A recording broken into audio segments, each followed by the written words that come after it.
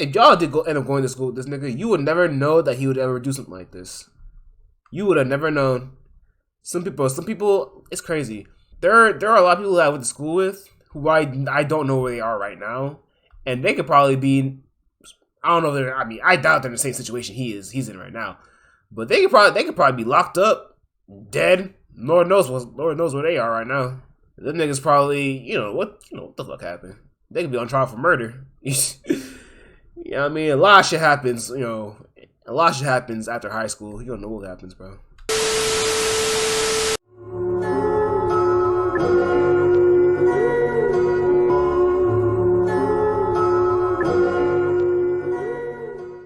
Alright, so yeah. Before I start this video though, I just wanna do a little bit of like I guess or should I wait till during the video? But yeah, so yeah. What's this guy's name? Daniel Cruz? Something like that. I forgot what his name was. Oh, or Nick, or it was Nicholas Cruz. Nick Cruz. I forgot his name. All I know is that, bro, when this whole incident happens, like a couple years ago, bro, I was I? Where was I? I think I was on my college campus when it happened. Either that, or I had just gotten home from college. And, what was it, my group chat, like, they're saying text messages and everything, like, yo, there are, like, shots fired at fucking, at Douglas. You know what I mean? There's a whole school shooting going on at Douglas. I'm like, no way, this has to be a lie or some shit. And then I hear, bro, people are, like, kids are dying and shit, people are getting shot.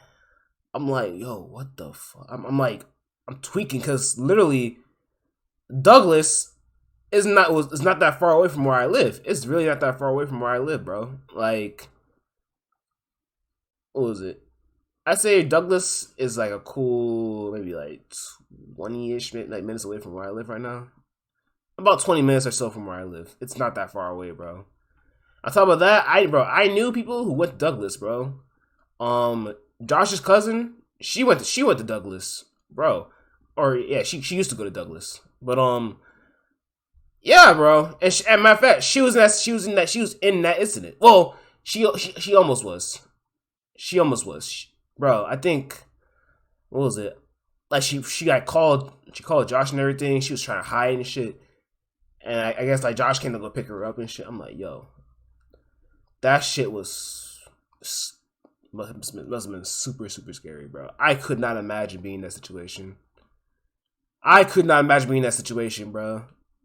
Like, just like the sheer fear of like being trapped somewhere and someone has a whole fucking AR or a gun or something, or it's just some weapon and they're killing everybody.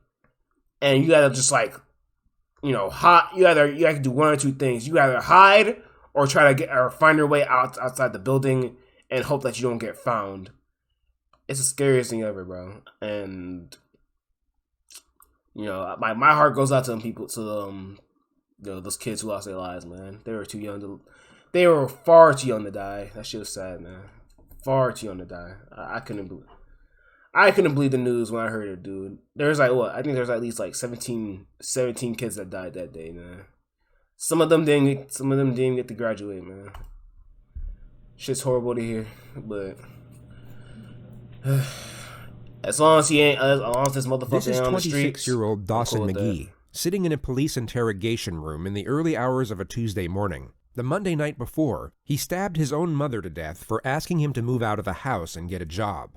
Dawson is unaware that he is being recorded on a hidden camera. In 3 seconds from now, he will hear the sound of the door being opened by a detective. Okay, so I ain't gonna pause too many times, but my nigga, wait, you stabbed your mother for telling you to get up off your ass and go get a job? What? This is what people are doing now? Like, whatever, bro. Whatever. Bro, people are really psycho. People are really psychotic. That's crazy. But it was crazy. It took a while for me to taking everything, bro. I know. That was a crazy ass day. And it was even crazier because it was so close to where I lived. hit pretty hard to home. Trying to be a Fortnite pro. You know what I mean? All right, Aiden. And at that exact moment, you will see a remarkably noticeable switch in his demeanor.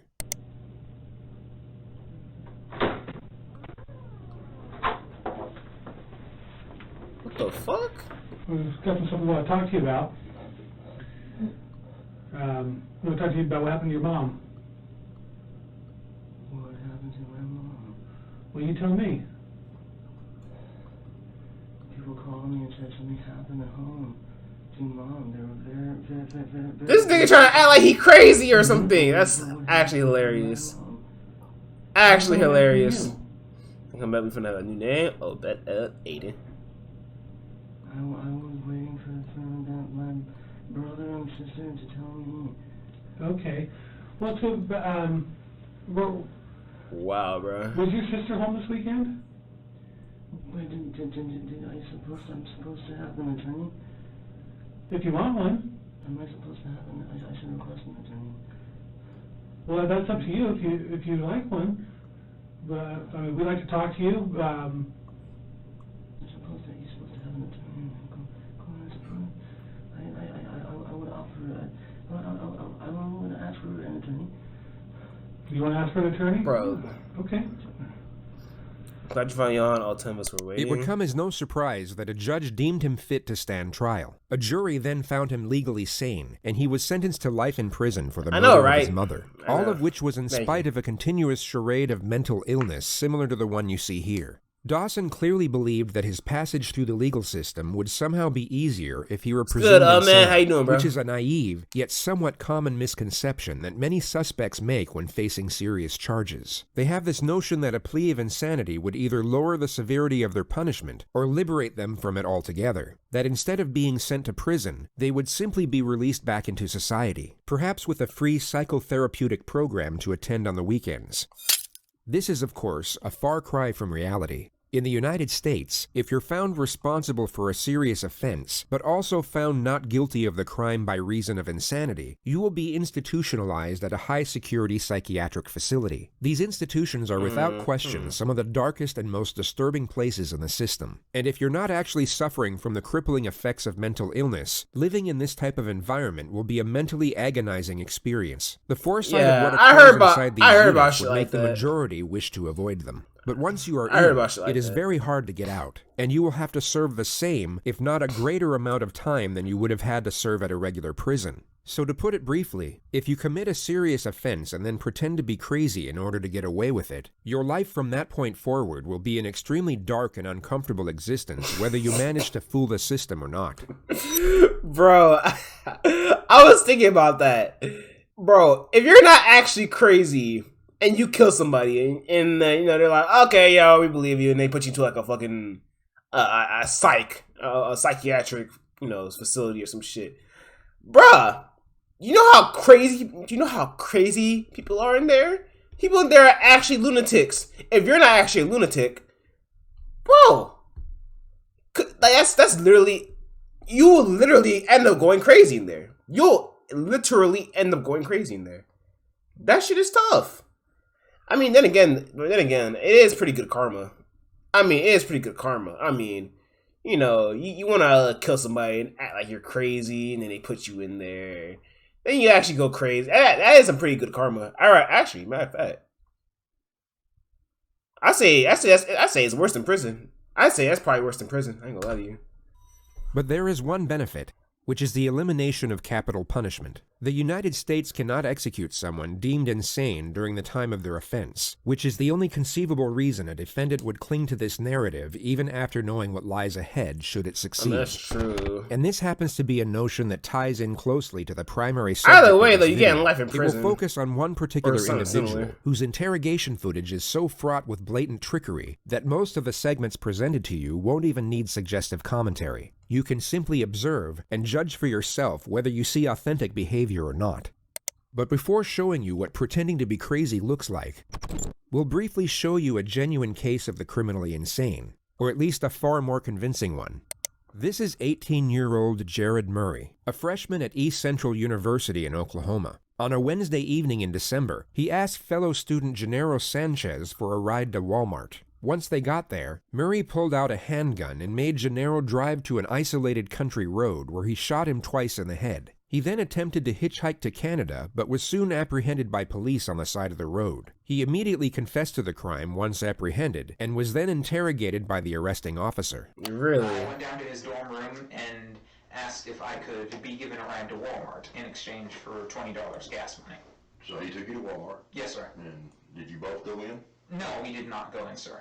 Okay, and why not? We pulled into the parking lot, then I pulled the weapon on him and demanded that he take me to Asher, Oklahoma, sir. Okay, and why did all of a sudden... Jerry sounds... decide that- It sounds like a fucking Point Dexter.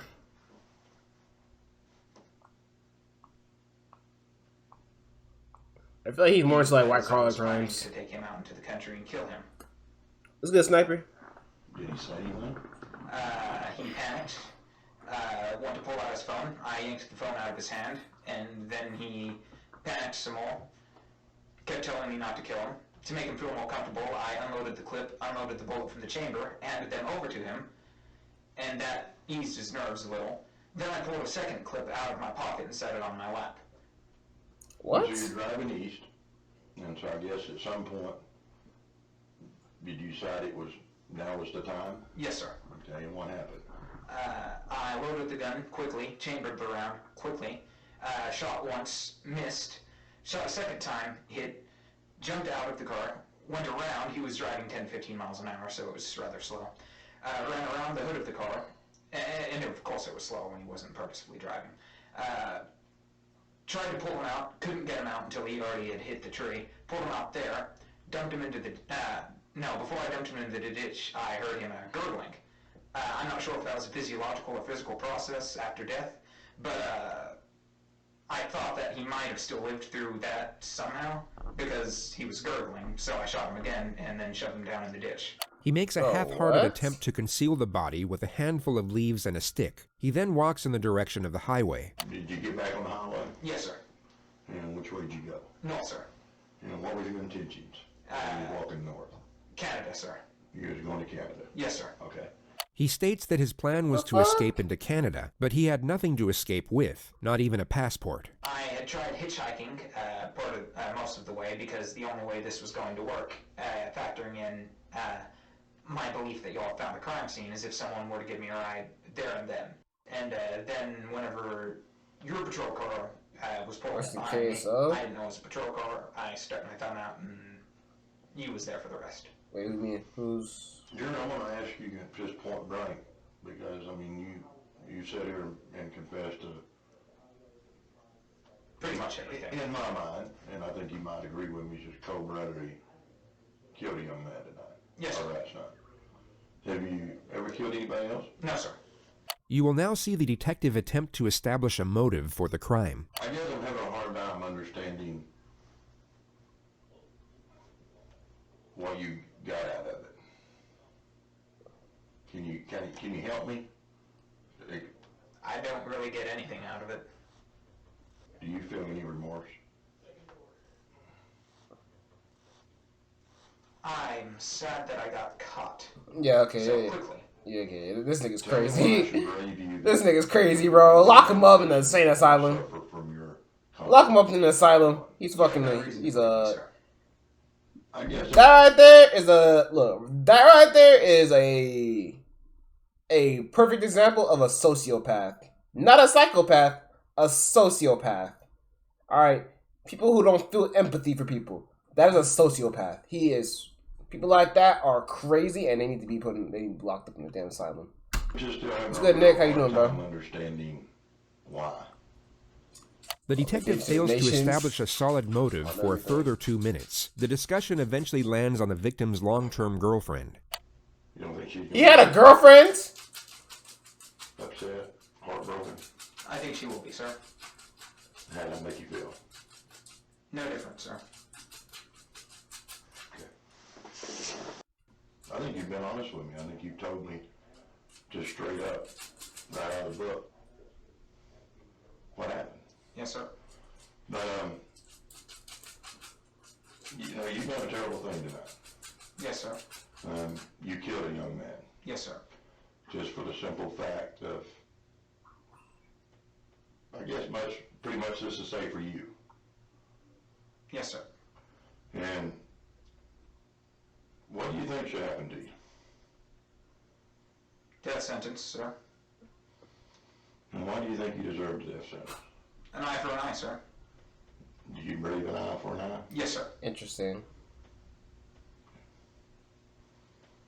Jared Murray was found not guilty by reason of insanity. He was What? By reason of it? I mean, okay. I get that. But the nigga's still insane, though.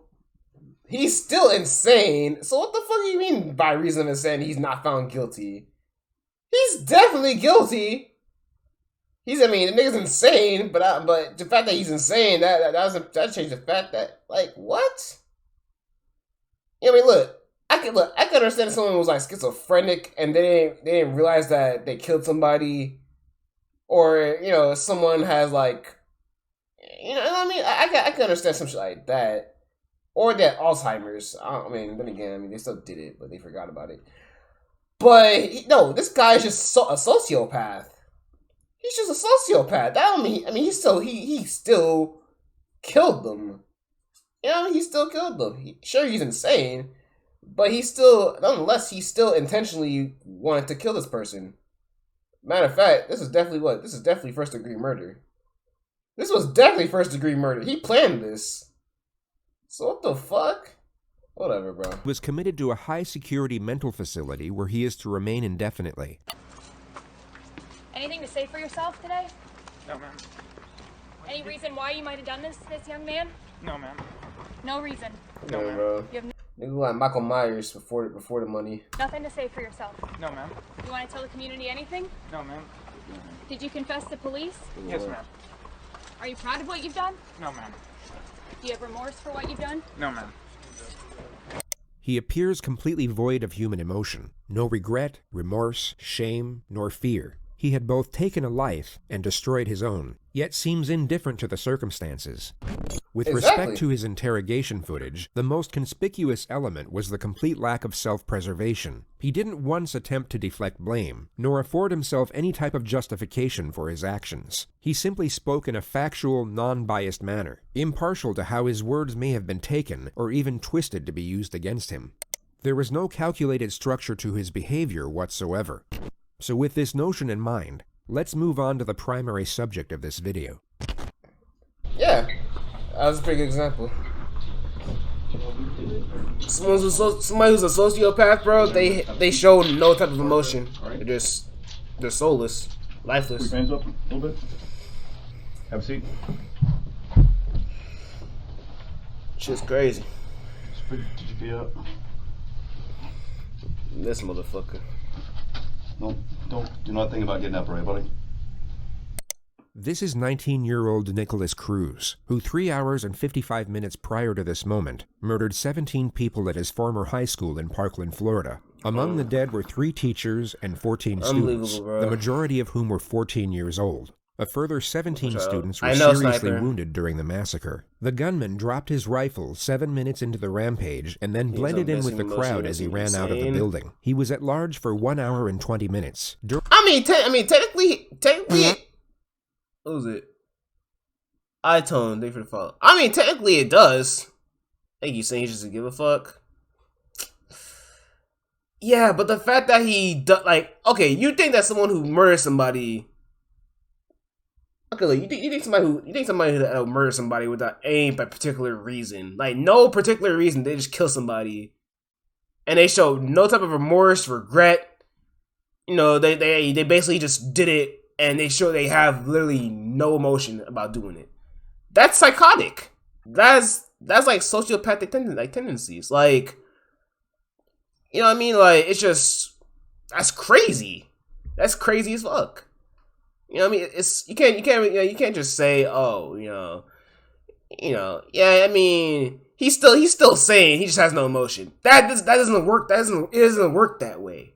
It doesn't work that way. You can't just kill somebody and show no emotion after doing it and still be a sane person. Oh man. Thank you for the gift of sub, my man. Appreciate you, bro, for real. But yeah, you can't just you can't just kill somebody and have like and show no type of emotion or remorse for it and not be called crazy. That's psychotic. Okay, so I don't know who that is.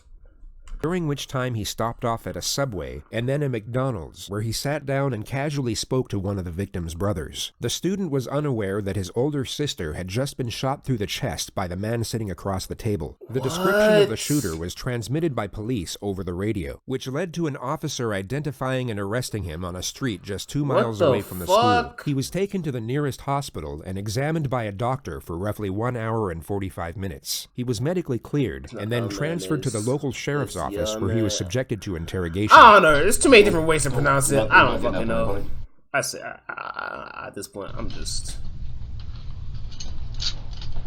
From the moment the subject entered the room, his eyes have been fixed upon nothing but the floor. He's held on to this downward-facing gaze as if he's either in a state of shock or disconnected from the moment.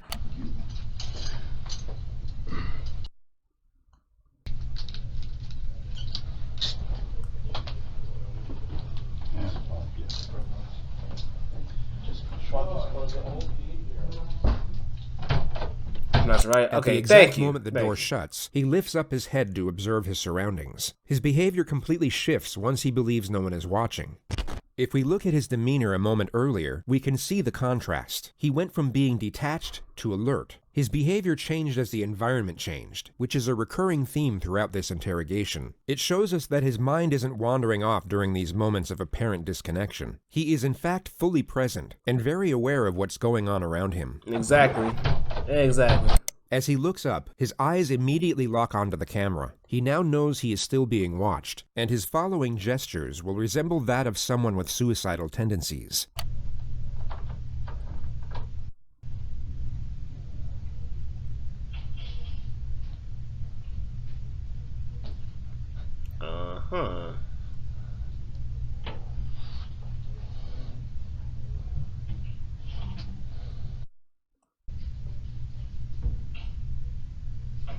At face value, these externalized suicidal thoughts may seem genuine to some, but when framed with the rest of his behavior throughout this interrogation, they are exposed for what they really are: an act, a calculated attempt to garner sympathy and paint his character in what he believes to be a more positive light. Exactly. And I just want y'all to know, look, he's not sorry for what he did. He's not. I 100%. I put it on everything. He's not sorry for what he did. He's sorry that he got caught and he did get time and he didn't get time to kill himself, because he was definitely going to kill himself. But the fact that he couldn't do it, yeah, that's what he's mad about. You feel me? I know it. I know how these guys think. These crazy ass niggas. I know how they fucking think. All right, how you doing, Nick? You all right? Gotta be able to speak so I can hear you. All right, I just need to ask you really your name and date of birth just to confirm I got it right, and then I'm gonna see you want a glass of water or something. What's your first name? This is a situation where the proof against the suspect is already conclusive. He is without question responsible for the crimes under investigation, making the pursuit of a confession not essential. The police know he did it, but they need to know why he did it, which would already require a complex strategy in order to obtain the correct information. But the suspect's first recorded statements upon his arrest have now made the procedure considerably more difficult. What's going on today, bro? The demons, man. Demons? Voices. Yeah, no problem. Voices. Voices and demons? Where's the voices? Nigga said voices. What happened? Shut up. Nigga, shut the fuck up. Holy shit. This nigga said, what happened? Shut the fuck up. You knew what you did, bro. Ain't no damn demons. You intentionally did this shit. You know what's crazy? I actually see him working at Dollar Tree by the theater. You seen him working out by the Dollar Tree by the theater months before that happened. Really? Bro, that's crazy as fuck. Bro, Nick. When this shit happened, it was literally like, I was like legit 20 minutes away from this when this happened. It was that close. That fucking close. He worked at Dollar Tree too? That's crazy. Demons, man. Voices. These two words have now forged the primary stratagem of his own interrogation, which is to cut through deception under the guise of supportive examination. The questions will be designed to lock him into a specific narrative about his alleged psychosis, while simultaneously giving him the impression that his responses are for his own benefit. Anything he says now can be used to refute any amendments he might come up with at a later stage. We all know that after this interrogation, he will have significantly more time to think, study, and even seek guidance from professionals about how the legal system interconnects with mental illness. Yet the majority of this forthcoming knowledge could be useless to him depending on what he says during these moments. The more details he gives away, the less options he will have for his defense later on. But pursuing this objective is complicated, as there are two very common scenarios for when this type of suspect gets interrogated. And just to be entirely clear, by this type of suspect, we mean someone who is 1. Pretending to be insane, and 2. Not fooling anyone. Their most common response is to simply shut down. They regress into total silence or some type of catatonic state, and the interrogation never gets off the ground. The other common response is the exact opposite. They erupt into hysteria or supposed delirium, and everything from that point forward becomes incoherent. The lead detective, John Curcio, must not allow either of these scenarios to transpire, and this makes the first 2 minutes absolutely crucial. He needs to create a positive first impression and resemble the furthest thing from a threat, while at the same time maintain a presence of authority. His temperament will be easygoing and non-confrontational, but also encouraging when extracting a response. His role at this moment is the ally. He needs to be liked, respected, but must not be feared. Not yet anyway.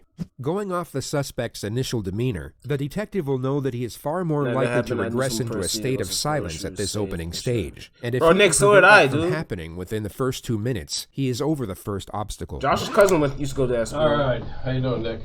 I just need to ask you really your name and date of birth just to confirm I got it right. Light skin touch. You want a glass of water or something. What's your first name?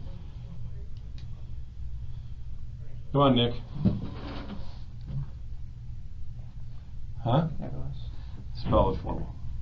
Nick, how's it feel knowing that this guy shares a name with you? Talk so I can hear you. N-I-K. I feel bad. I feel bad. A-S. And what's your middle name? Come on, man. Speak so I can hear you. Jacob. Jacob. J-A-C. What's your date of birth? Jacob. Okay, you need to relax because I'm the last detective or policeman you're going to have to talk to. So right off the bat, that should be somewhat comforting to you to know that I'm the last guy you got to talk to. But the thing about it is, look at me. I got to be able to hear you. Okay? So all I want to do is get basic information from you, and then we'll get into the, whether you want a glass of water, all that stuff. What's your date of birth? 09. January? 09.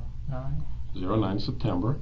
The investigation team already know the answers to these basic questions. Their only purpose are to initiate a response, and their non-threatening nature make it more likely for the suspect to engage. They are essentially the opening wedge to get the two-way dialogue flowing. And although the suspect is still partially committed to his catatonic state, as we can clearly see, he is still responsive, making it unlikely for him to regress into complete silence from this point forward. Everything up to this moment has gone to plan. The detective has one foot in the door, and he can now develop the relationship from a more secure position. He goes about this with a standard method of rapport development, the offer of food and water. All right, let me do this. You want cold water? You don't know if you want cold water? Thank you. Well, I'm going to bring in 2 because I want one. It was hot, and if you decide you want to have it, that's fine. You sure you don't want something to eat? Okay. The refusal to accept food and water is a familiar response which you may have already seen on this channel. It's a glaring manifestation of shame. This is not to be confused with guilt nor remorse, both of which require the acceptance of responsibility, which in turn directs our focus outwards on the feelings of others. Shame, on the other hand, shifts our focus on the perceptions of others towards ourselves. The subject is afraid of how it will look if he accepts the offer considering the circumstances. He instead wants to appear as if he's so negatively affected by the events that he's unconcerned with meeting his basic needs. Okay, so many different keys. Interesting. So the AR now see what them hands do.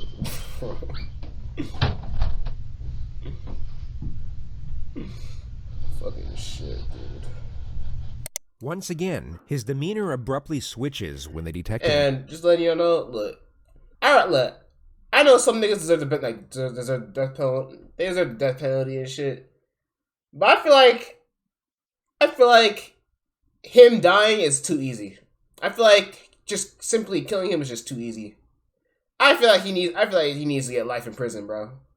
Keep him in that bitch until the day he dies, bro. I feel like that's more. I feel like that's more of a hell for him than to just simply just off him. I don't care, bro. That's just too easy. Most people like this don't deserve to just go out that easily. Leaves the room. With his head buried in his hands, it's anyone's guess as to what is going through his mind at this moment. But what you are about to see next is extremely revealing. The same thing like you're working watching the stream on Bluetooth dedication. Hey. Loyalty. No. Cruz was a left-handed shooter. The surveillance at the school would confirm this, and if you pay close attention to the movements of his hands in the next moments, although very subtle, you can see that he's reimagining holding his weapon. But what's more telling is how his demeanor abruptly stops and then completely switches right before he looks in the direction of the camera. He goes from holding a rifle and beginning to smirk, to then pretending to cry and reverting back to his suicidal mannerisms. This all occurs in under 4 seconds.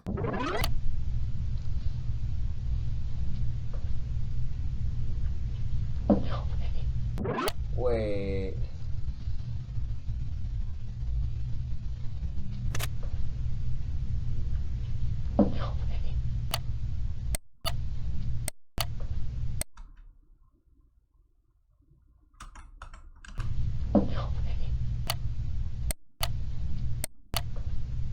It could be assumed that for a brief moment, he was not only recollecting the attack, but gaining gratification from doing so. He then remembered he was on film, giving reason for the sharp adjustment. His true self was reliving the attack and enjoying his work, while his false self was so dejected to the point he was externalizing suicidal thoughts. Complete opposites. Like, bro, what's crazy about this is, okay, look.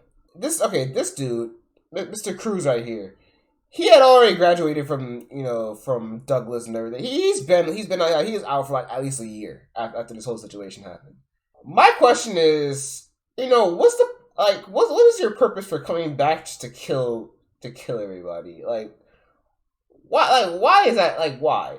You know what I mean? Obviously it's a sheer fact that he's a sociopath, but it's like, how do I say this? It's like somebody who would still go to the school and they were getting bullied and all that shit. I can see why they would do something like this. It still doesn't make it right. Still, regardless of what it is, it doesn't make it right. But you were a long time out of that shit, so you basically just did this for the fuck of it. It's like, what the fuck? Yo, man, thank you for another gift to Honcho. Appreciate you, bro. I don't know why the notification pop up. That's weird. He never finished school. Oh, okay. Got you, my man. No.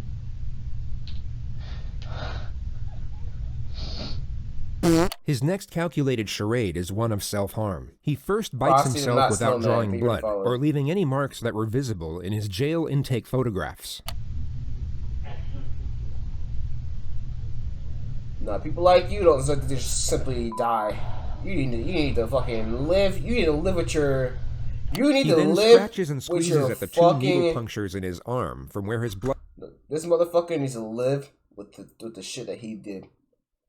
You need to live with the shit that you did, knowing that you murdered 17 innocent kids.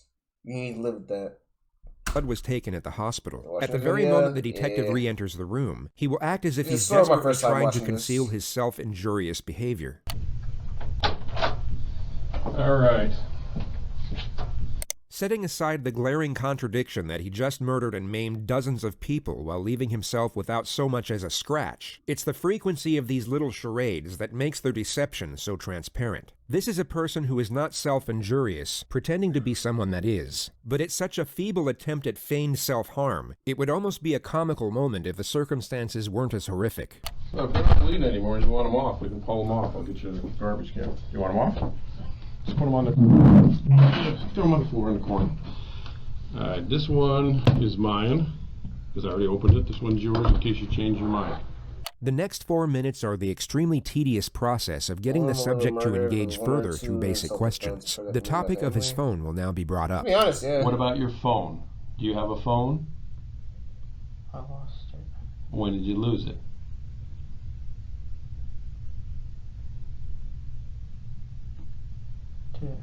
Today? Okay. What kind of phone is it? I don't know. Okay, is it a flip top, an iPhone, a Samsung? It's a phone. What's the number? It's a phone. I can't remember. Okay. He will now begin to feign a state of hysteria, which then morphs into a simulated panic attack and fake hyperventilation. The detective will need to refute the act immediately as to not let the subject gain confidence with it, but he also has to maintain rapport and avoid confrontation. He essentially has to tell the subject to knock it off, but in the most passive manner possible. I can't remember, dude. I can't. Okay, Nick, calm down. Okay. You've already been medically cleared. I know what's going to be talked about is difficult, but again, you don't remember your phone number. How long you had the phone?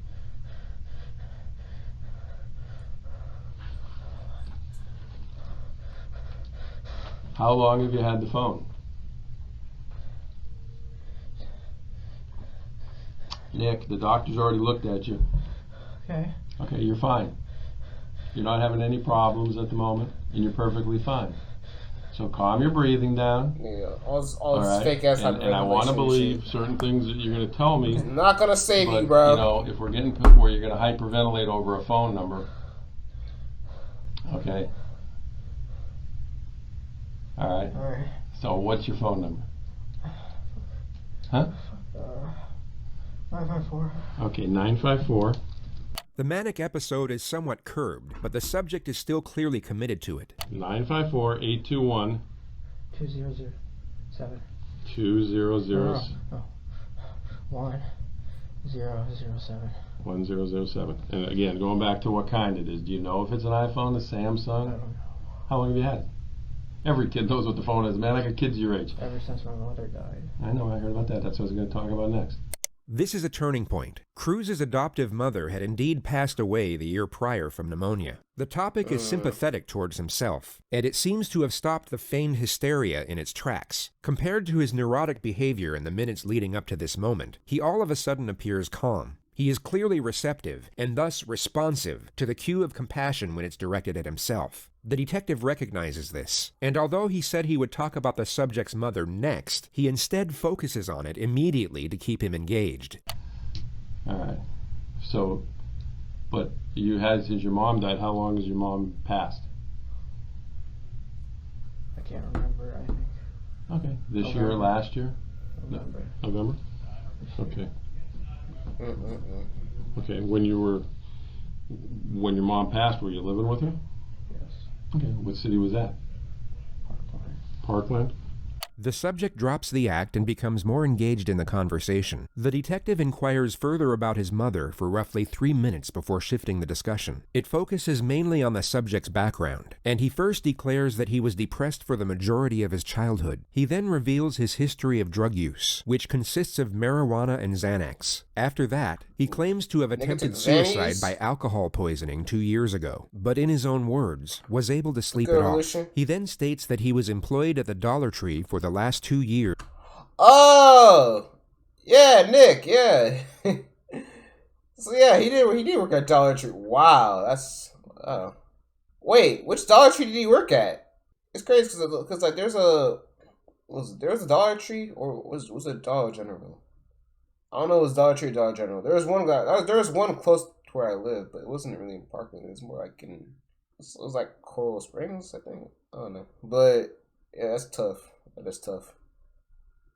I just wanna his motive on why he would pull something like this. It's a sheer fact that he's a fucking psycho. He's a psycho. Why else would he do something like this? You know what I mean? The sheer fact is that people who are psychotic like this, they feel some type of pain in them, and they want to inflict that pain into other people. That's basically the way it is. Like they're not happy or satisfied unless someone else is hurting. You know what I mean? And yeah, that's basically how their mind works, bro. They just want to hurt other people. They're just evil people, evil as fuck. You know, maybe it's part. Next to Magnolia. Oh my god. Oh my god, bro. Imagine like working there and just hearing about all that shit happening. Imagine him being his coworker and just hearing about all this happen. You must have been feeling shit. That must have been crazy. But yeah, people like this, psycho, man, psychotic. Is working as a cashier. So you've been able to hold down a job for 2 years. That's pretty good, right? Yes. Other than Dollar Tree, where else did you ever work? Lawnmowing. What? Lawnmowing. Lawnmowing? Oh, okay. All right. When you tried to kill yourself with alcohol, your mom was still alive. What were you depressed about back then? Loneliness. Loneliness? Loneliness. Friends? No friends? Or what kind of loneliness? I mean, everybody gets lonely. Solitude. Solitude? You don't have a lot of friends? No. Okay. I would guess not. Today, when I say today, starting from last night when you went to bed to this morning, did you do any kind of drugs at all? Any Xanax, any marijuana, anything like that? No. Okay. The subject reveals that he has a biological brother whom he was adopted with. He then claims to have been making $1,200 a month at the Dollar Tree. The discussion now lands on what his ass. Damn, $1,200 a month? Dollar Tree paying like those? What the fuck is he doing? How you making $1,200? How you making $1,200 a month at Dollar Tree?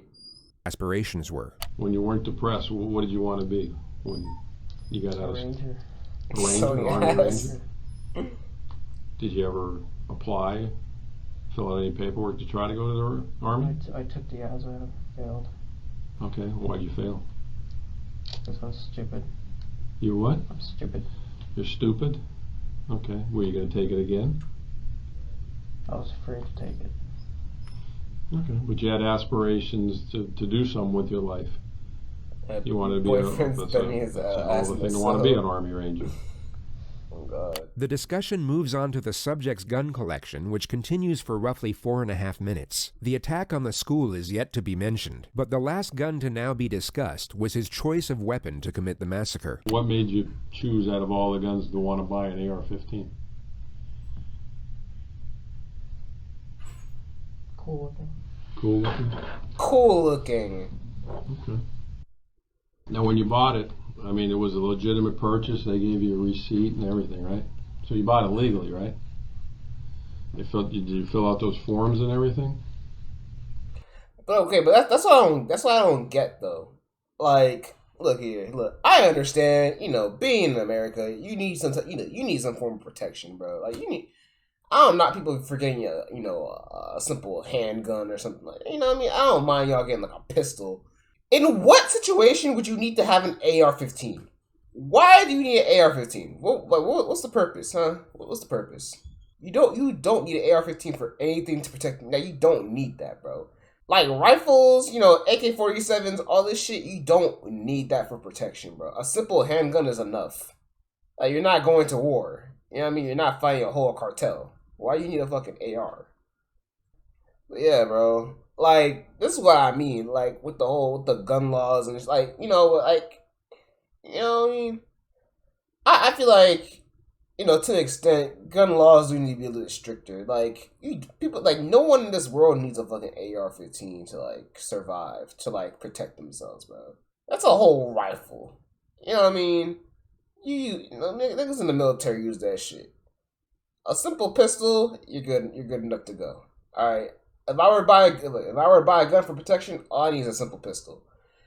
If I wanted to, like, if I wanted to like, I mean, sure. I mean, there are hunting rifles. I mean, people use that for hunting. But you live in South Florida, so why do you need a hunting rifle? ain't shit to hunt in this motherfucker other than what, iguanas? What, fish? I don't know. Like, there's nothing to hunt down here. Maybe up in North Florida. I mean, gator. Oh yeah, gators. Of course. How could I forget? I mean, up in North Florida. I mean, like around Tallahassee, there are deer and there's wildlife up there. So I mean, I can understand. People probably they hunt up there. Home defense. Again, all you need is a pistol. All you need is a pistol for that, but you don't need a whole AR. Or not even a shotgun. I don't even think you need a shotgun for protection like that. I don't think you need a shotgun, to be honest. Pistol might not do it depending on the caliber. Let's say you're getting robbed by somebody. All right, let's say you're getting robbed, and let's say the motherfuckers who break into your house, they're not armed in any way. They're not armed at all. All you need, the fact that you have a pistol is enough protection to protect yourself and or to get them out of the house. That's all you need. You don't need an AR. You don't need no damn AR. You know what I mean? Now, if we were in a different situation, let's say them niggas had rifles on them and shit. Okay, I get it. If they got rifles, I mean, sure. But if they have the fact that they have rifles in general, I mean, you're not making it out there alive. All right. If you have let's say you have an AK-47 and 3 niggas walk into your house with 3 AK-47s, you're gonna die. You're gonna die. You know what I mean? You can probably get one or two of them, but you're gonna die. It's not gonna be that easy. Off the sheer fact. On top of that, I mean, I don't know, bro. As far as I know, it's just not necessary. Okay, you remember those forms? Okay. The detective now shifts the topic Okay, onto sure, his former keep high that school, down. I mean, the same place yeah, I mean, he carried yeah. out the attack. Look, like I said, I don't mind. Look, I don't knock people for having a pistol or a handgun on them. I don't knock that. I mean, yeah, you have the right to bear arms, obviously, but some things just aren't necessary at all. Some things just aren't necessary. Attack. Now, 3 years ago when you went to Douglas, and obviously you stopped going there, why did you stop going there? My depression worsened. Your depression worsened, and what was going on? Did you just stop school on your own, or did some incident happen where? Yes, some incident. She told What was the incident that happened? Fought a kid. You fought a kid. You remember the kid's name? Yeah. 5.7. And did you guys both get in trouble? Again, Johnny, why you need all them guns? What did they do? You're not going to war. Okay. And what happened from there? After you got suspended, you go back to school? Yeah. Okay. What happened? Why'd you stop going there then? Felt embarrassed. You felt embarrassed because you got suspended, or you felt embarrassed? I guess that's cool, but fight. Okay. I don't know. Well, what was embarrassing about the fight? What were you guys fighting over? A girl. A girl. Well, what was embarrassing about it? I mean, did he get the better of you? Was that what was embarrassing, or he got the better of you? Okay. He has just provided the state with a solid argument for a It is motive. fine over a Establishing thought, a bruh. reason for an offense is critical when dealing with claims of insanity. It can not only indicate premeditation, but also calculated Never malice know. in connection to the crime. Something considered absent in the mind of the criminally insane. I know, He man. also asserts that he was lonely and depressed while attending the school, all of which can reinforce the argument that he was exacting revenge Hello, upon the pistols. community in which he felt ostracized. All right, so you go back to school. What ends up happening? You just stop going to school out there? Okay, but Johnny, you're missing the point, though. Got into more Never problems. mind. What was the more problems? Failing class. Okay, Not going to school. okay. And this was all while your mom was still alive? Yeah. Okay. Did there come a point in time where you just stopped going there, or they expelled you? Or I just stopped going, and then This is right. Just kill me. I'm not doing that. transferred me. They transferred you? When they transferred you, that was that upsetting to you? Yeah. Okay.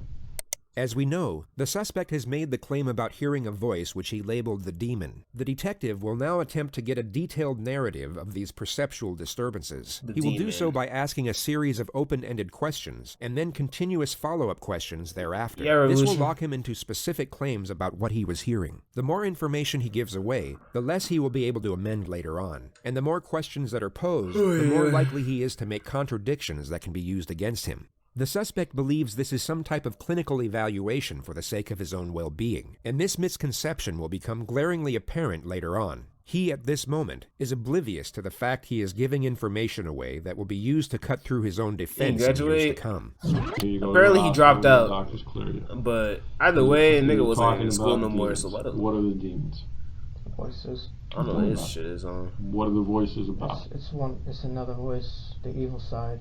It's the evil side. How long has that voice been going on? Years.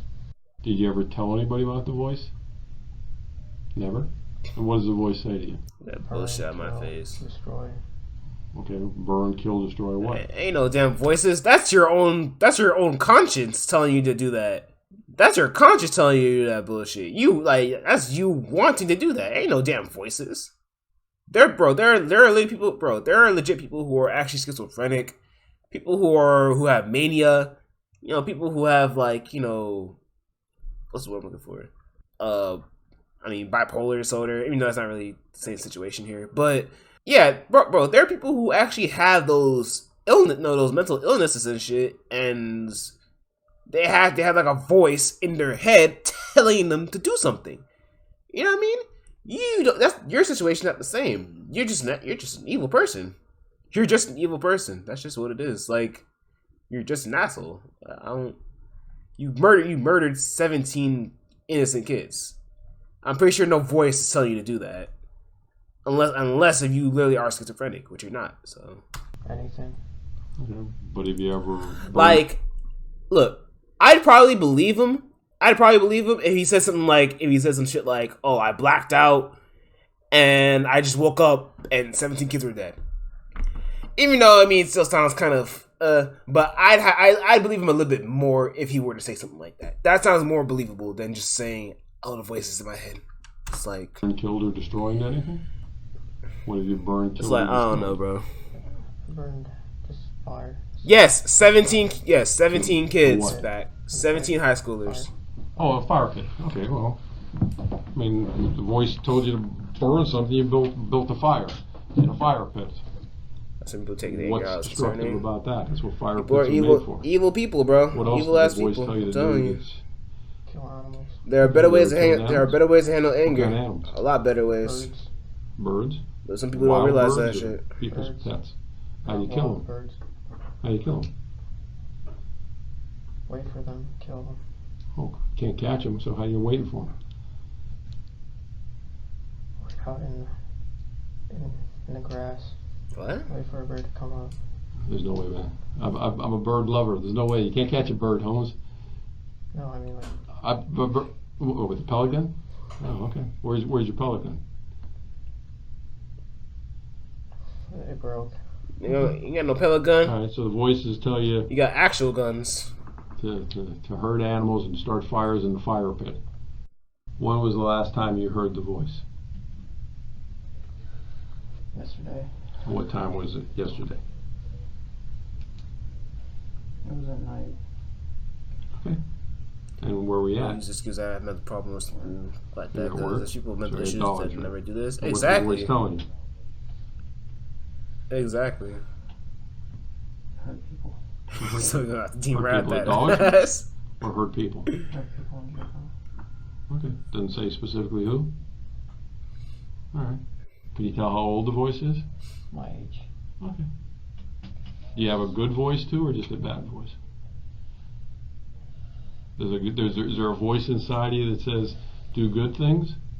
The detective will now start getting confrontational, and the subject's behavior will shift once more in response. You will see him get defensive as he attempts to protect his narrative, and his responses will become much faster. He will even cut the detective off multiple times. Keep in mind that he was barely saying anything at the start of this interrogation. No? So it's bad. So can't be. You held down a job for 2 years. If you were doing things bad, you wouldn't be able to hold a job down for 2 years, right? Exactly. Okay. Exactly. You see, like you're like, bro, you're literally contradicting yourself. You're legit contradicting yourself. Like, bro, that is your conscience telling you to do bad things. There is no voice in your head telling you to do bad things. That's your conscience telling you that's what you want to do. Literally, your conscience telling you what you want to do, bro. Like, it's premeditated shit. Premeditated. So, all this shit about voices, you know, shut that bullshit up. It ain't true. You went to school with this nigga. Honestly, what's crazy about this is if y'all did end up going to school with this nigga, you would never know that he would ever do something like this. You would have never known. Some people, it's crazy. There are a lot of people that I went to school with who I don't know where they are right now, and they could probably be. I don't know if they're. I mean, I doubt they're in the same situation he's in right now, but they could probably be locked up, dead. Lord knows where they are right now. Them niggas probably, you know what the fuck happened. They could be on trial for murder. You know what I mean? A lot of shit happens, a lot of shit happens after high school. You don't know what happens, bro. That's how it be. I mean, that's life. It's life. However, I mean, this situation right here is, that's not what I would call life. That's just the case of just being evil. I mean, you gotta be an evil person to do that shit. That's how it is.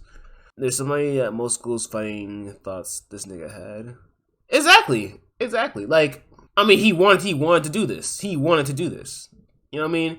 It was some voice telling him anything. He wanted to do this. He's just evil. Or going to a school and being checked by security one by one because the nigga said they were going to shoot it up. Bruh. Nah, y'all want to hear like a funny little story?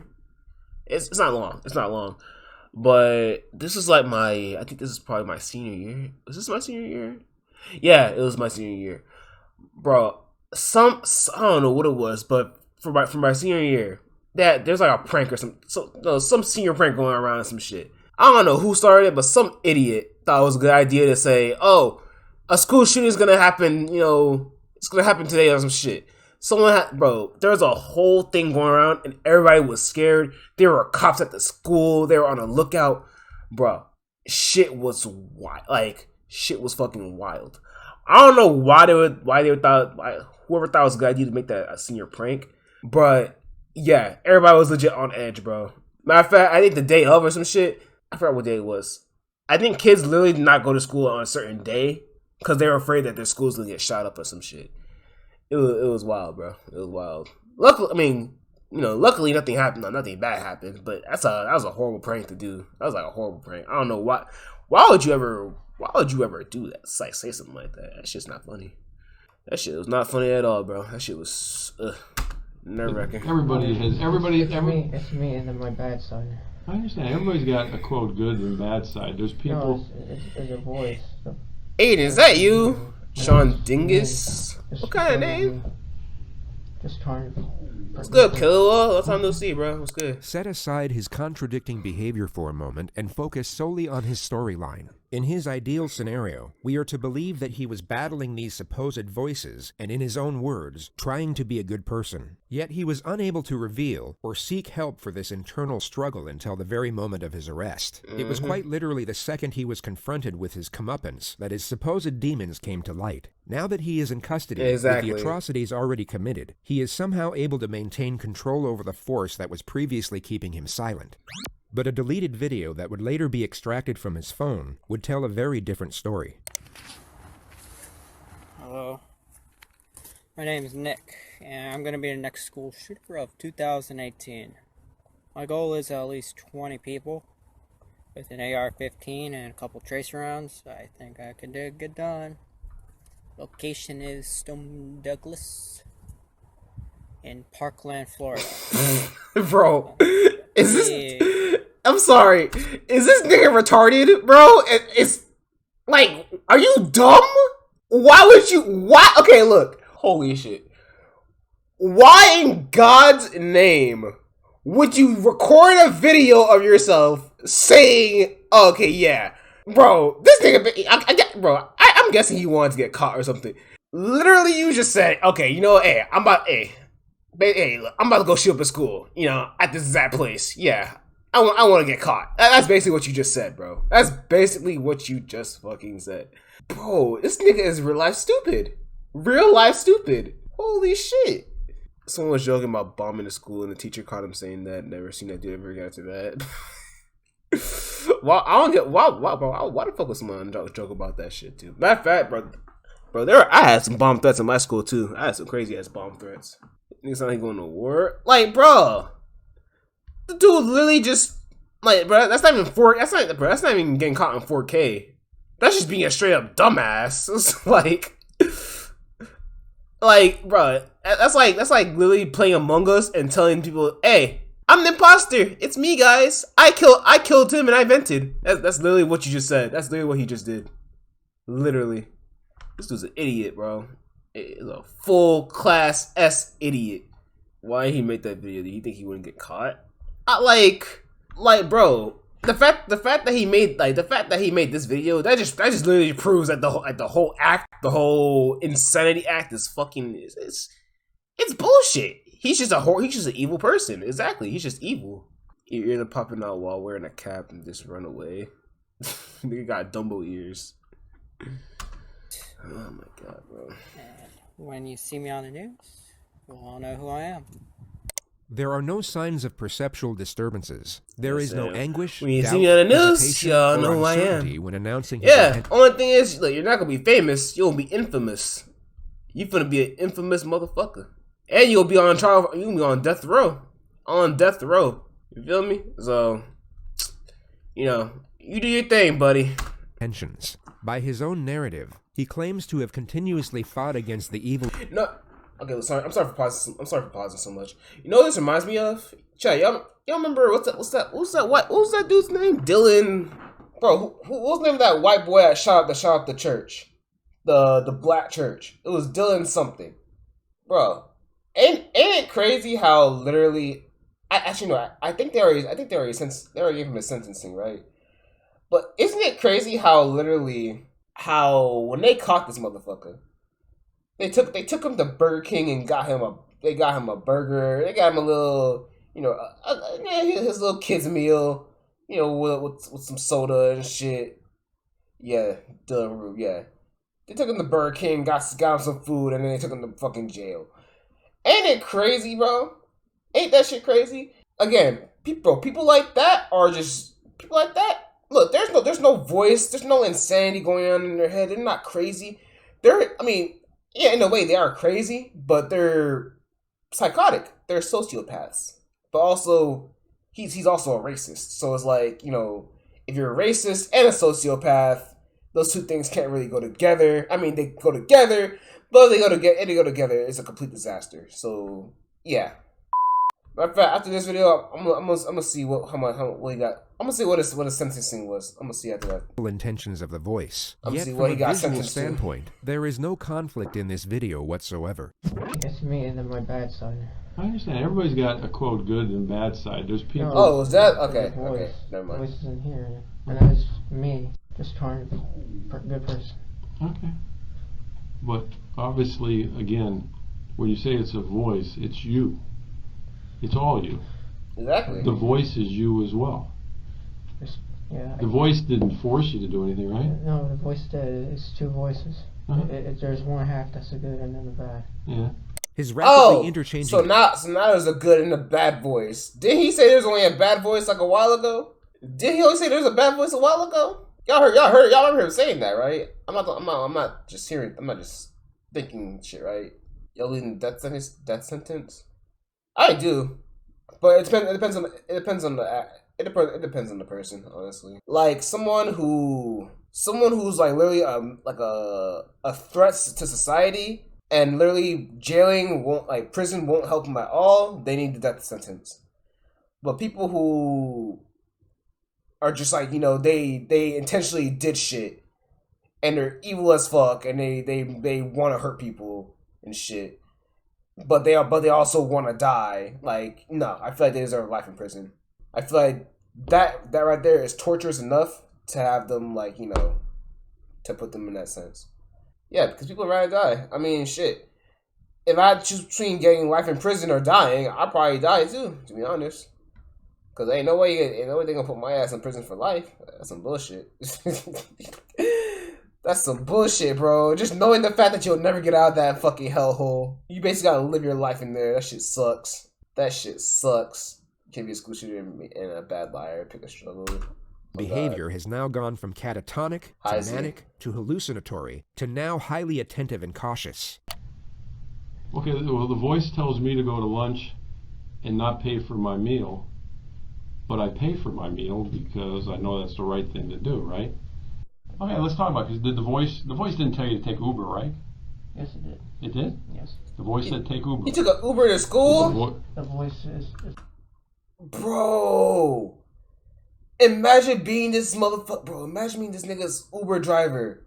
Imagine being his Uber... Oh my god. Bro, I would have been so shook. Just knowing the fact that I was the one who drove him to school to shoot it up. Wow, bro. Wow, bro.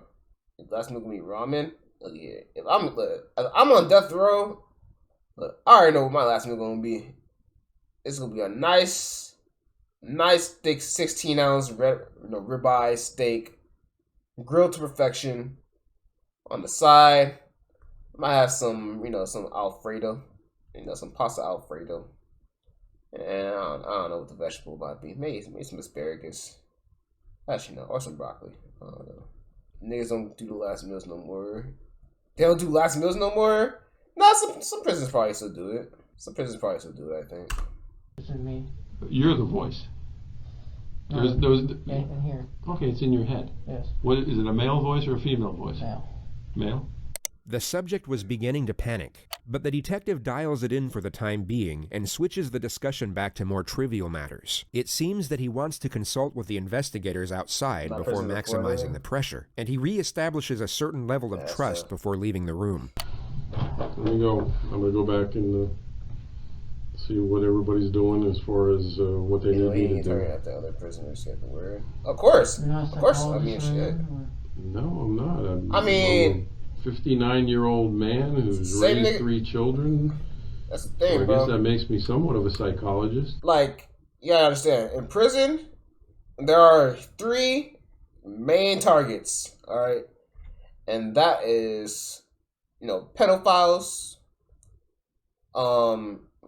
sexual assaulters, and, I guess you could say serial killers in a way, but more, not really serial killers, but mass murderers, but especially if it's like, if they, especially if it's on some fucking, like, they kill children type of shit, you know what I mean, they definitely targeting you. If it's children you kill, they targeting you for sure. Women beaters, oh yeah, those too, of course. Niggas okay if you kill someone like that. It depends. It depends on who it is. It depends on who it is. If it's just murder, it's murder. But like, if you kill children in a school, that's different. Have you ever seen a psychologist before? No. Okay.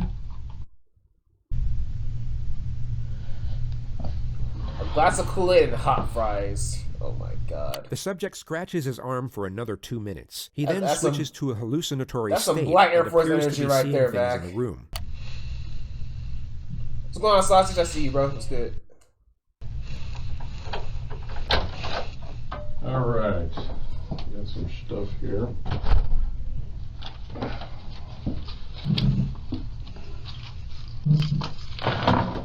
The detective will once more dismiss the act by pretending to not see it. He will then pose a question to the subject, and the charade will cease immediately. You do with the water? Will you put it back over here? You definitely don't want the water, huh? It's very interesting to observe his facial expressions at the exact moments he abandons fake behavior. These are the very brief junctures in which his true self appears to surface. It's easy to get distracted by the present situation as he sits there in a hospital gown chained to the floor, essentially helpless to the cunning devices being used against him. But in moments like this, we are reminded of what we're actually dealing with. A very short time ago, he was not helpless at all. He was the one preying on the helpless, offering them none of the sympathy nor mercy of which he is now trying to garner for himself. All right, this psychologist, you... Also, Jeffrey Dahmer documentary kept hearing his name and song, and showing I found out he didn't make me so sick. Is there a case study on him too? I watched a case study for him. Did you watch the unlisted JCS videos? No. There's unlisted videos? They got unlisted videos? Let me find out. Want to talk to.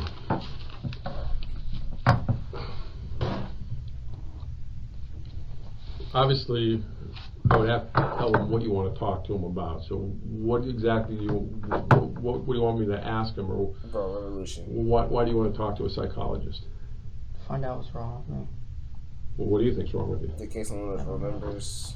The detective in this next segment will attain further information about the supposed voices, only he will no longer have to tread carefully in order to maintain a friendly connection. He will still secure useful information, but also get confrontational as and when he pleases. The risk of frightening the suspect to the point where it stops the interrogation is no longer a concern. When you hear the voices, are the voices like outside your head or inside your head when you hear them? Inside. Okay, so it's not like you don't hear a voice from that corner talking to you. It's inside your head. Family. Okay. And Damn, is it really? always the same voice, or is it only one voice? One voice, same. And you said it's a man's voice? Yeah. Yes. Does it sound like anybody you've ever met?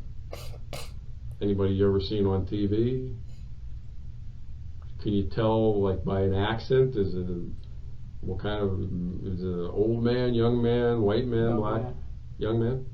About the same age as you think? But it's only one voice you ever hear, right? Yes. Do you hear the voice when you're in bed at night sleeping? Yes. Do you ever see anything with the voice? Like some people say, oh, I see a person sitting in the corner. You don't see anybody sitting over there, do you? It's just me and you, right? All right. Do you always obey what the voice tells you to do? I try not to. Okay. Well, how many,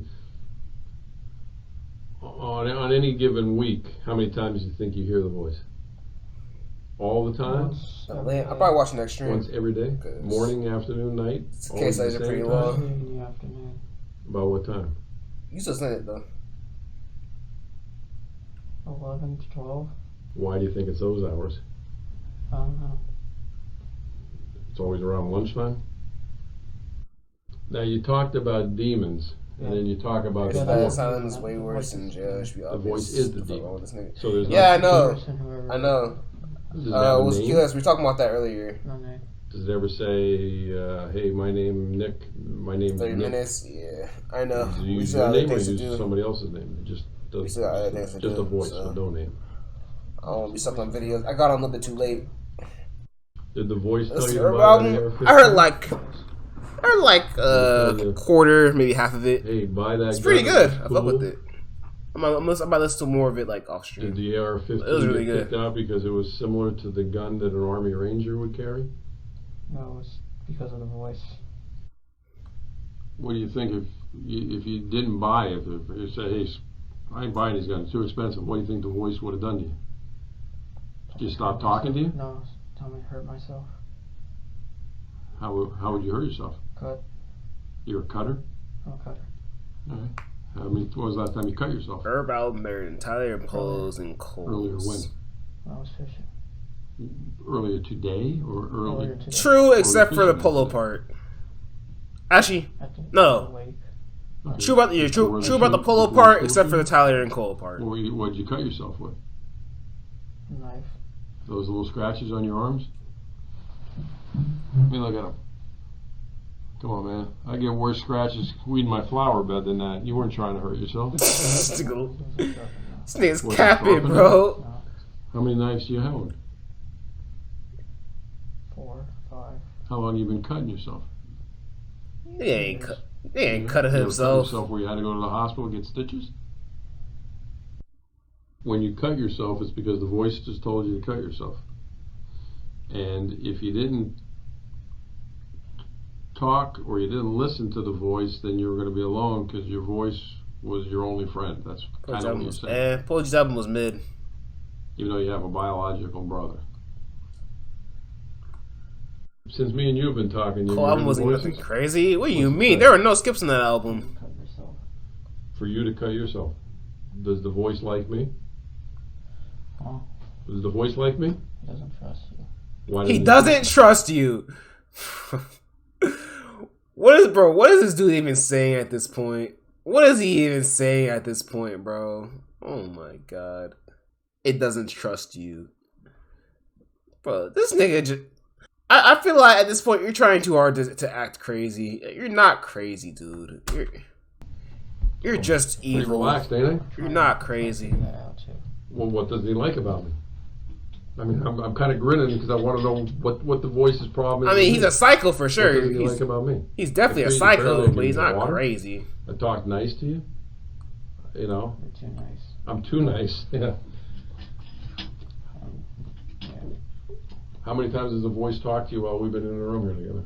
Ski's album wasn't really an album. That's just said jump out of the chair. That's a mixtape. Do anything bad to that policeman? It was good though. But... Saying kill yourself now. I don't really believe there is a voice, to be honest with you. Voice. No, I don't think there is. I'm telling you the truth. No. I mean, I feel you probably want to kill yourself because of what happened, but... No, the voice is telling me to kill myself. Okay, but the voice is telling you that the AR-15s is... You like guns, man. You want to be a ranger. You like guns. It's all right. There's cops like that. There's cops who got 50 million guns. You didn't buy guns because the voice said, hey, today I like Mossbergs, tomorrow I like AR-15s. You like guns. Can you call the psychologist? I get it. I've already got the questions from some of the psychologists. Some of the questions I asked you were from the fucking man That's the ones I asked you. Saying to kiss in the face by a cellmate, it'll be crazy for real. The questions were obviously from the investigation. Sent to an asylum, that was going to happen. But the suspect doesn't know this, and it's fascinating to observe his reaction when he sees the questions are not sympathetic in nature. He perhaps thought...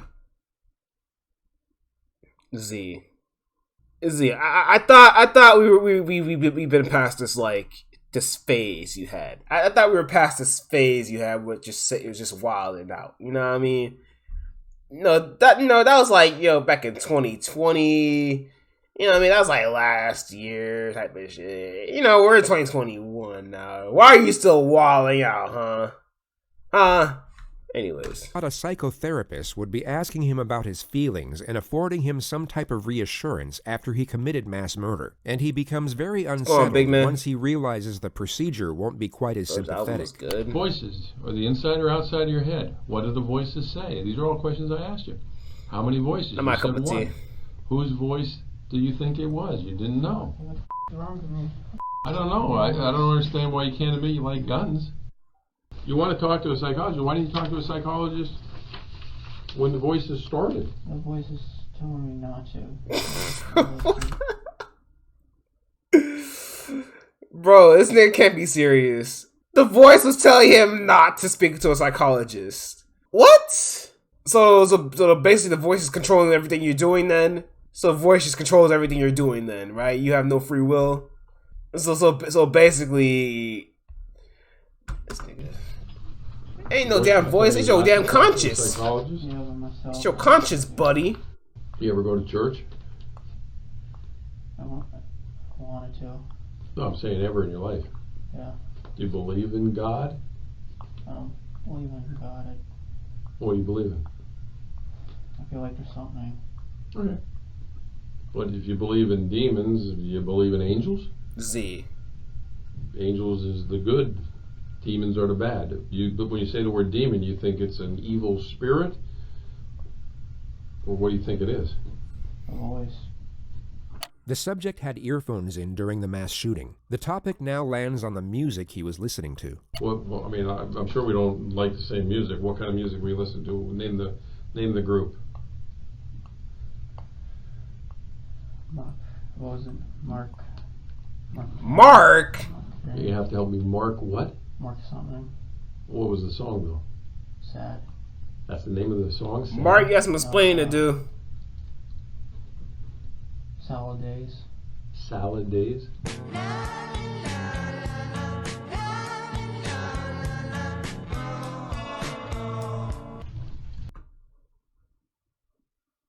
Like, that shit right there sounds very psychotic. Like, that just sounds so crazy. School shooter anthem, bro. I wouldn't say it's a school shooter anthem. It's just, honestly, bro, that's just a normal song. But the fact that you'd play such a soothing and, you know, chill song while you're killing 17 kids at a school is very, very psychotic. Very, very, like, that's just weird. And it's pretty scary at the same time. Pretty scary. What do you play? I'm gonna go back to gear. All days. Salad days.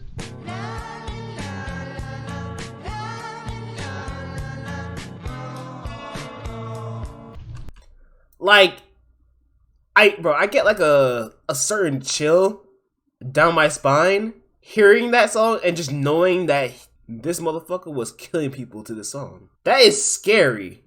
That's like horror movie type of scary shit. Like, you see that in a horror movie. It's weird. It's weird. It's very, very weird. Hold on 1 second. What else? Oh, you listen to more than one song? What other song you listen to? Just a lot of sad songs. Alright. Did you pick the music yourself? Or did the demon pick the music? Demon, and then myself. Alright, which ones did you pick? They come for you. Which ones did he pick? Evil ones. Oh God. The evil ones. Give me an evil one compared to a sad one. You already gave me a sad one. What's an evil one? Pensermensch. What? Pensermensch. Oh, Pensermensch.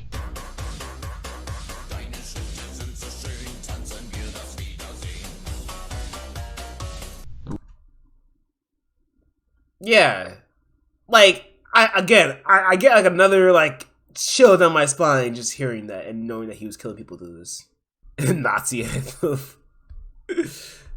Yeah, boys sometimes jump. They didn't want to shoot up at school. I mean, yeah. I mean, shit. I've been picked on before too when I was younger. I ain't be out here downright killing people because I was getting picked on though. I mean, shit. At the end of the day, bro, you gotta just do what you gotta do and grow a pair of balls and just live with it. You know what I mean? It's crazy because you think that someone who's shooting at school, they be playing like, you know, some, you know, school shoot. I mean, not obviously, yeah, obviously school shooting, but like they play like some heavy metal, you know, satanic type of shit. You know what I mean? With the you know what I mean? Like just like that evil type of shit. You know what I mean? You think they'd be playing some shit like that, but matter of fact, it'd be less weird to hear music like that than to hear like something like this.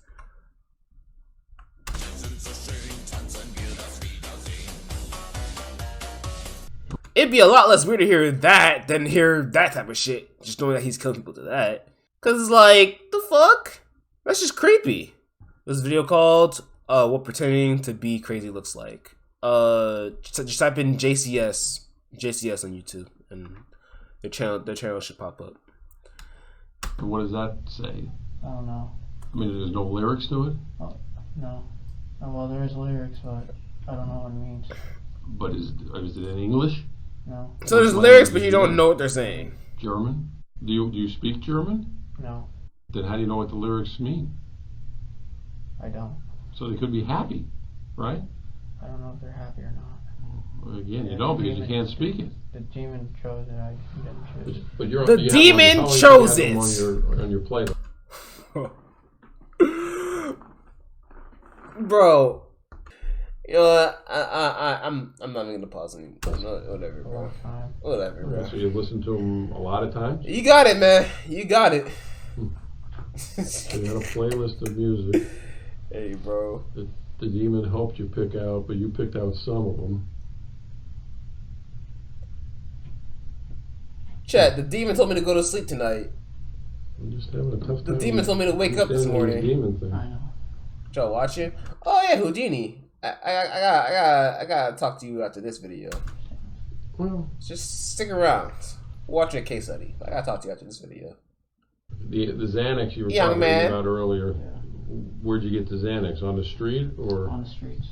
So you used to buy that. Other than Xanax and marijuana, what other drugs you never tried? A Vodka? long night. Hey, Ed King, come back here. Cocaine, heroin. No. Okay, Xanax. How many of those did you take when you used to take them? 5. Okay. You took 5 Xannies? What size bar? How big? What color was it? Half, sometimes full. Okay, what color? They all White. White. All right, but that was off the street. Did they help you sleep? It made me drowsy. Okay. Did it make the demon go away? Yeah. When was last time you do it? Oh, don't worry. We'll figure that out. A long time. We'll figure that out. So if the Xanax helps you get the demons away, Marijuana does it better. marijuana does better. When was the last time you smoked marijuana? Last week. Last week? If you're making $1,200 a week, why didn't you smoke marijuana every day to get rid of the demon? Illegal. It's illegal? Yeah. You said it's illegal. Yeah, now you care about shit that's illegal, right? Now you care about shit that's illegal, right?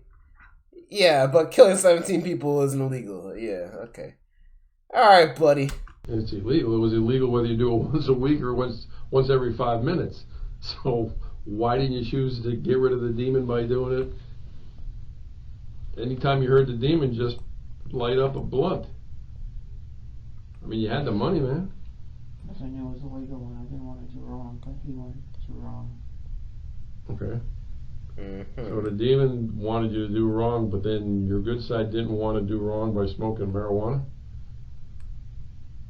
Even though it made him go away. Even though it made him go away. Huh. Well, I don't know why you didn't tell the doctor then you had anxiety problems and marijuana and Xanax cured your anxiety and made the demons go away. It seemed like an easy fix, man. If that's true.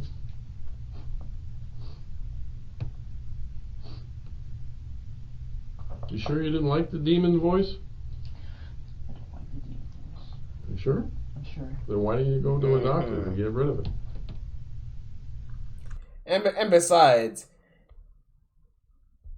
if weed and Xanax really did, like, you know, if they really did, like, you know, get rid of the voices and everything, why didn't you just smoke or, you know, take Xanaxes when you had that thought of wanting to kill 17 people, or I'm sorry, 20 people, but he only got 17? You know what I mean? Like, why not just take drugs then? Why, well, forget that for a second. Let me ask you another crazy question. If was the demon there that night? Ian beat you up on campus? Well, wholesome the shot. Was the demon there that day when Ian beat you up on campus? Yes. Very bold statement. Okay, so who did Ian beat up? You or the demon? Me. Okay, so why didn't the demon do something to stop it? I didn't do it. Huh? Why didn't it? I don't know. That's a good question, because the demons tell you to do all these bad things. Why couldn't the demon get you mad enough to get the best of Ian? Yes, back. He was aiming for 20. I don't know. I don't know either. It doesn't make any sense. I don't know. Why?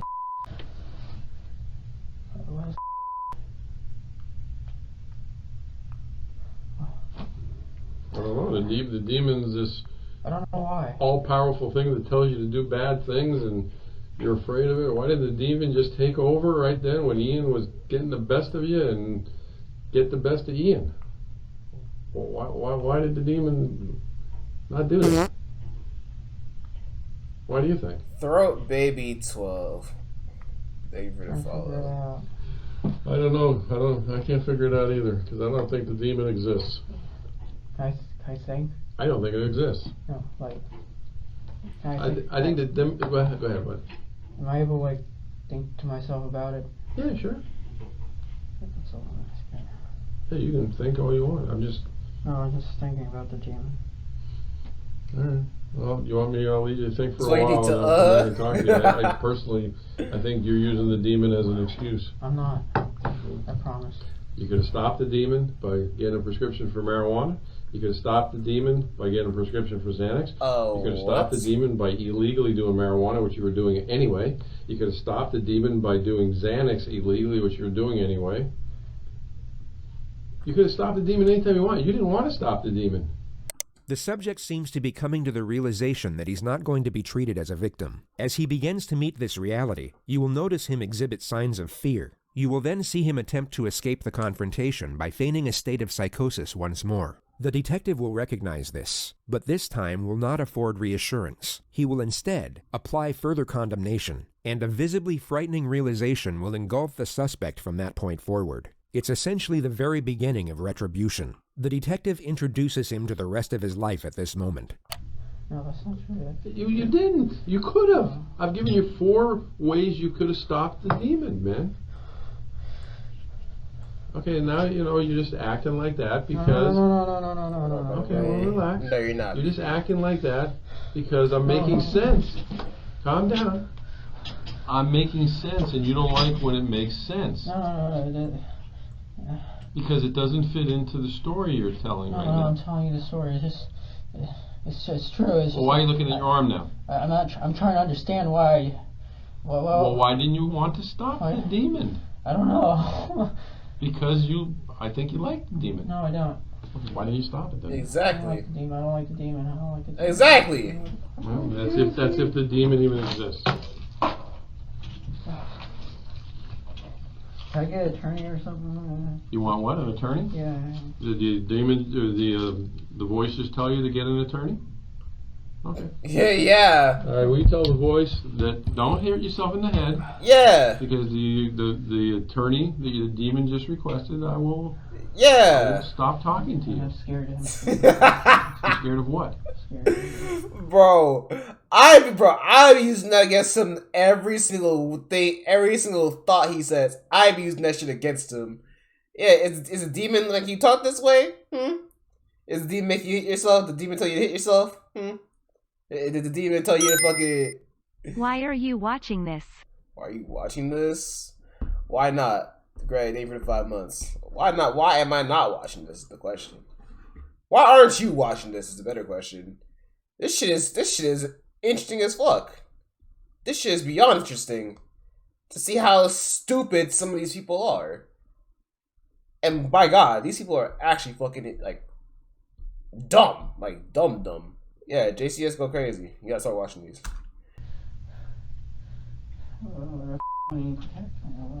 What? Why wouldn't he protect me, man? I don't know. Why wouldn't he protect me? Why wouldn't he protect you? Do you hear yourself? Why wouldn't he protect you? All right, well, a lot more where that came wants from. An attorney. Does the demon know an attorney? Any name in particular? Tamada. All right, well, just relax. You're done talking to me. And once again, I grabbed the wrong key.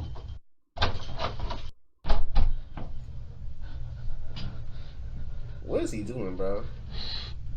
He used the Band-Aid to harm himself. Alright, do me a favor. What is he? Stay seated. What? Put your hands kind of sit forward on your chest. Wait, handcuffs behind you. Is he trying to cut himself with the Band-Aid? Hurting yourself. Hold on.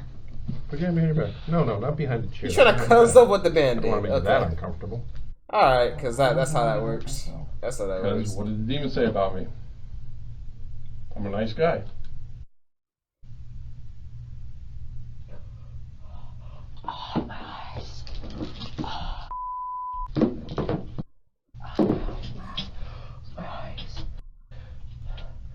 You desperate? Oh God.